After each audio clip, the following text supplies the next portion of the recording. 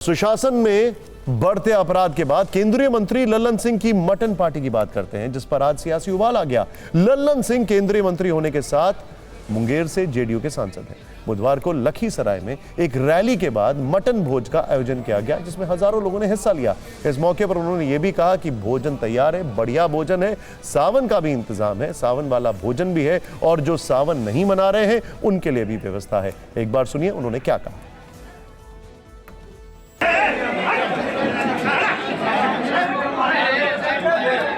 भोजन बनल हो, बढ़िया भोजन हो, सावन के भी इंतजाम हो, सावन वाला भोजन के भी हो, आज सावन नहीं मनावा हो ओकरो है। सुना आपने लल्लन सिंह का बयान। मटन पार्टी के दौरान कार्यकर्ताओं की भारी भीड़ थी, आयोजन बढ़िया था। चुनाव से पहले इस आयोजन में पहुंची भीड़ से लल्लन सिंह काफी गदगद हुए, लेकिन उनकी ये खुशी लालू यादव की पुत्री और सारण से चुनाव लड़ चुकी रोहिणी आचार्य ने थोड़ी फीकी कर दी।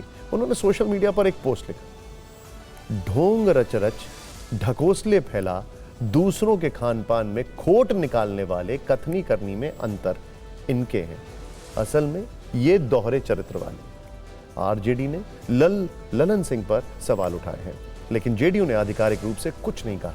बीजेपी भी चुप है। हालांकि लल्लन सिंह अब सफाई दे रहे हैं, कह रहे हैं कि जो लोग सावन मनाते हैं उनके लिए व्यवस्था अलग थी। सब जो लोग आए थे सब लोगों को खाना पीना खिलाया गया। ऐसा कुछ नहीं था। वैसा कुछ नहीं था, ये आपकी सोच है। सब जो लोग आए थे सब लोगों को खाना पीना खिलाया गया। ऐसा कुछ नहीं था। वैसा कुछ नहीं था, ये आपकी सोच है। अब बिहार की खबरों के तीसरे हिस्से में फ्री बिजली की बात करते हैं, जिसका ऐलान खुद नीतीश कुमार ने सुबह 8 बजे किया। सोशल मीडिया पर उन्होंने इसकी घोषणा की। बिहार के लोगों के लिए एक लिमिट तक बिजली फ्री कर दी गई है। उन्होंने लिखा है कि 1 अगस्त 2025 से घरेलू उपभोक्ताओं को 125 यूनिट फ्री बिजली मिलेगी। नीतीश के मुताबिक मुफ्त बिजली स्कीम जुलाई से ही लागू होगी। इससे राज्य के कुल 1,67,00,000 परिवारों को लाभ होगा। नीतीश कुमार आजकल ऐलान के मोड में चल रहे हैं। चुनावी मौसम में हर दिन कोई ना कोई लाभार्थी स्कीम आ रही है। हालांकि विपक्ष कह रहा है कि उनके वादों का कट कॉपी पेस्ट है। जाहिर है चुनावी वर्ष में सबकी सिर्फ वोटों की चिंता है।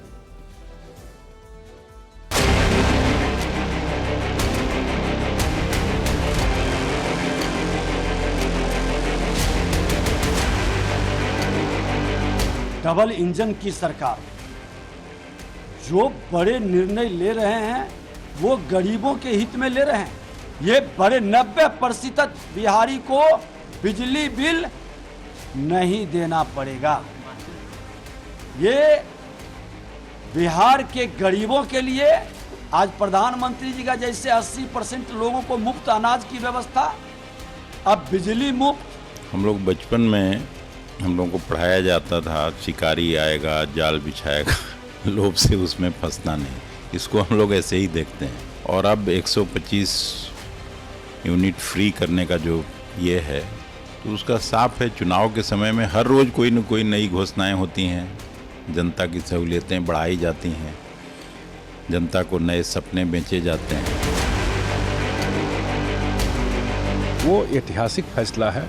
1,67,00,000 मतलब आप सोच लीजिए लगभग बिहार के सारे परिवार टच हो गए। और जो उससे बचे हुए हैं उनको भी 125 यूनिट का फायदा होगा। ये सारी घोषणाओं को, योजनाओं को श्री तेजस्वी यादव जी ने पहले ही कर रखी है।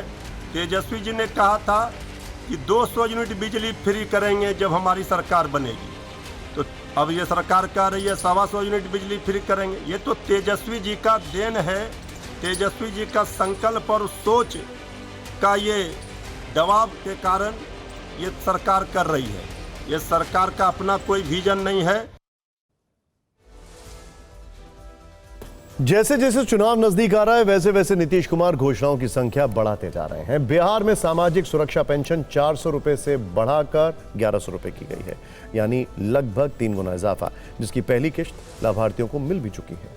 इसके अलावा पंचायत प्रतिनिधियों का वेतन 1.5 गुना किया गया है। जीविका कर्मियों का वेतन 2 गुना हुआ है।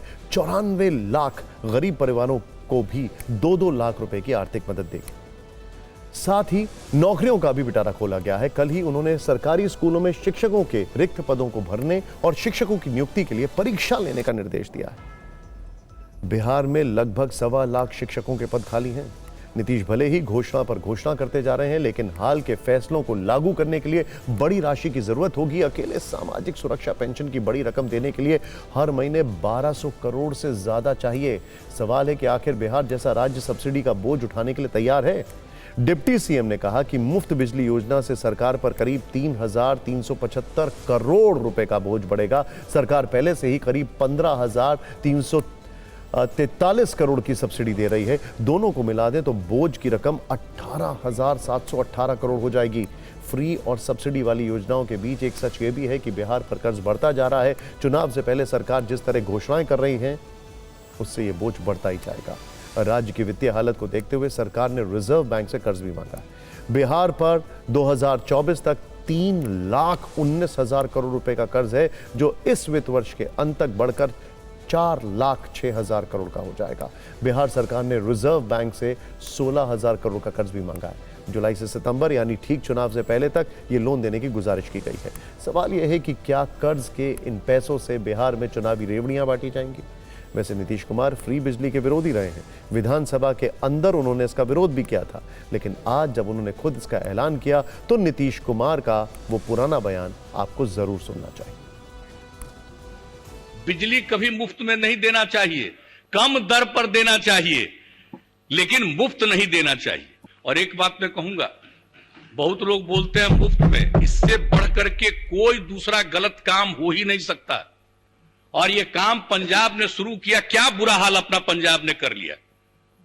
और अगर दिल्ली में किसी को वोट मिल गया कि 200 तक हम दे देंगे इसको और बिजली मुफ्त में, और उसकी क्या स्थिति होने वाली है ये किसी को पता नहीं है।